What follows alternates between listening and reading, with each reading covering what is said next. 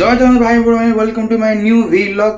तो 100 day blog posting challenge रो आज होची 66 डेज आउ ता बे तला मु आईफोन किनिबा चैलेंज तला। तो चलंतु आज वीडियो स्टार्ट करिया। जो माने ए रास्ता को जानि पारछ मते कमेंट कहबो ए रास्ता कोटा आईटा बहुत चिन्ह पड़छ जगह अपन देखि जानि पारछ। सुदन पार्क पोखरी पुटाटे जो थिला ता फ्रंट रे जो अछि लक्ष्मी मोमो सेटा हम खाइतिलु बड़ा टेस्ट थला। मु विदाउट सॉस मियो के खाइतिलु टिके चॉकलेट टाइप लागु मस्त लागु। चैलेंज थिला कि मु 500 फॉलोअर्स करबी इंस्टाग्राम रे एंड यूट्यूब रे सब्सक्राइबर करी बट इज पॉसिबल हेलानी। बट इंस्टाग्राम में 300 फॉलोअर्स हे सालानी जदि आउ 200 जदि हे जिवे ताले ऑलमोस्ट मु भाबुची आईफोन किनवा को हमें आगे पारिबा।